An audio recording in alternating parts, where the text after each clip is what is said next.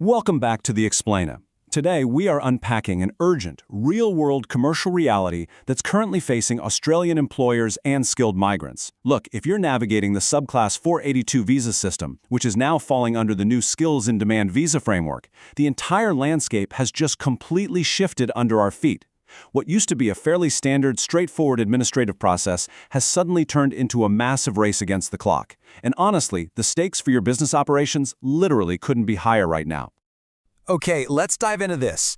Based on the Department of Home Affairs processing dashboard that dropped on May 27th, using data captured on May 25th, the gap between the two main streams of this visa is just utterly impossible to ignore anymore.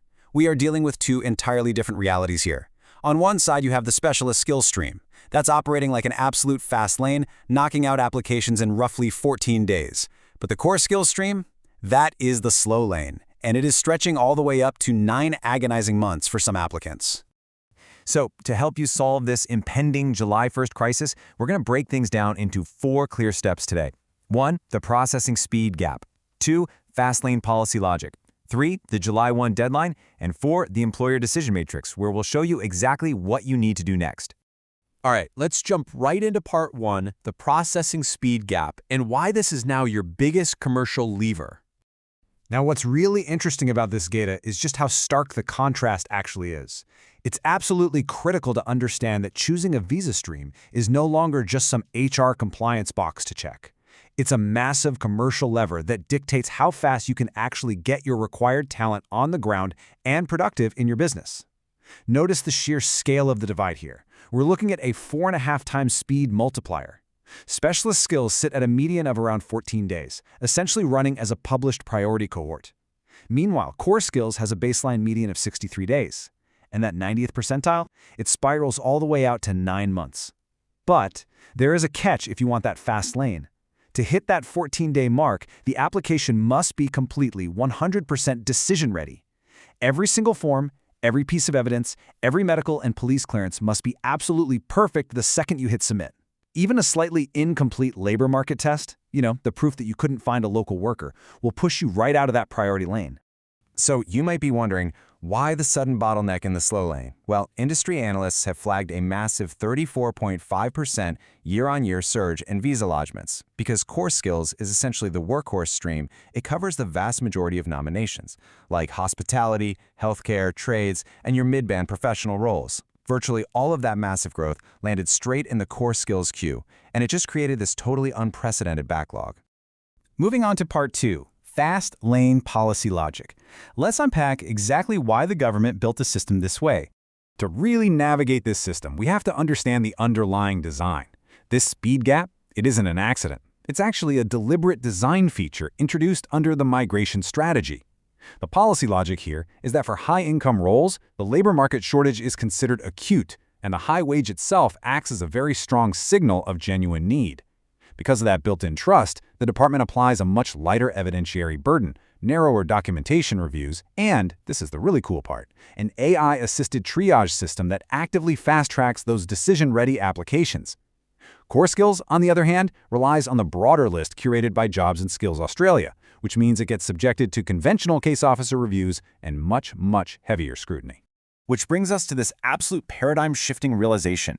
The salary threshold is no longer just a compliance hurdle, it is literally a processing speed lever. If you take away anything from this explainer, let it be this. How you price a role dictates the speed of your new hire's start date. Think about it. A slightly higher salary could mean the difference between a 2-week wait and a multi-month delay. The specialist skills queue is naturally limited by its high salary floor, and that's what keeps its processing capacity proportionally so much higher. All right, let's look at part 3, the July 1 deadline, the looming threat we all need to prepare for. And this brilliantly illustrates exactly what we are up against. This deadline is the looming villain of our story right now. Thanks to automatic policy shifts, a ton of applications currently cruising in the fast lane are at severe risk of being completely downgraded in just a matter of weeks. The new, non-negotiable target is $146,717.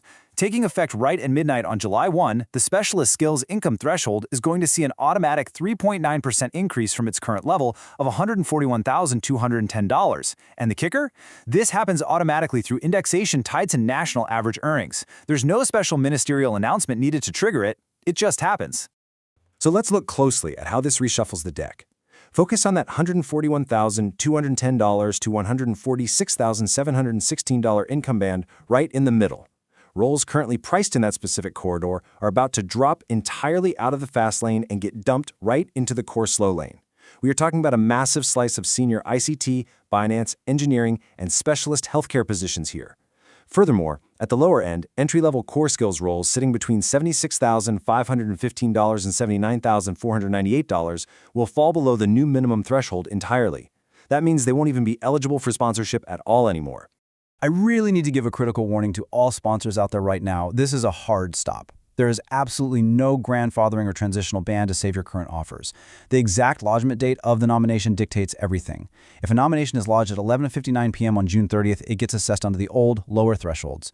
But if it's lodged literally 1 minute later at 12 a.m. on July 1st, it's assessed against the new, higher ones. The date the visa is actually decided doesn't matter one bit. It's all about exactly when you hit that submit button. Finally, Part 4, the Employer Decision Matrix. Let's get into some actionable strategy. So the crucial point is, now that we fully understand the pressure cooker we're in, how do we actually solve this?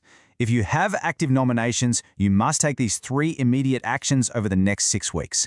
Step 1. Audit every single offer sitting between $141,210 and $146,716. You have got to lodge these before June 30 to keep them in the fast lane. Step 2. Audit your entry-level core skills offers between $66,515 and $79,498. These have to be repriced, restructured, or lodged immediately before they become totally ineligible. And Step 3. Even for your safe offers that are sitting well above $146,717, you must prepare decision-ready evidence. Get those health and police clearances done and make sure your labor market tests are absolutely perfect so you don't accidentally fall out of the priority processing lane. Let's see how this plays out in some real-world scenarios.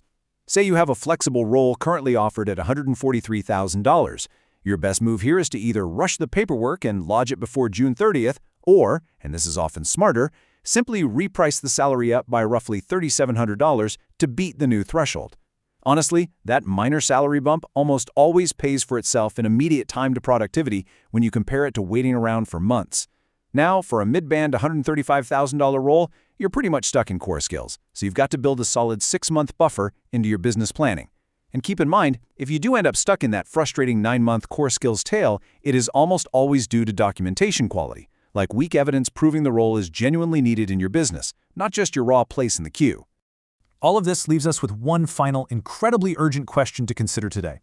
Will your next critical hire be stuck in the slow lane? The data is crystal clear here. Your stream choice directly determines your start dates, your HR burdens, and your overall project continuity.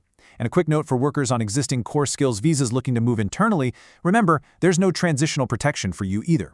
Your new nomination faces these exact same new thresholds. The window is closing incredibly fast, folks. Review your pipelines, have those crucial conversations with your hiring managers this week, and make the salary threshold work for you, not against you.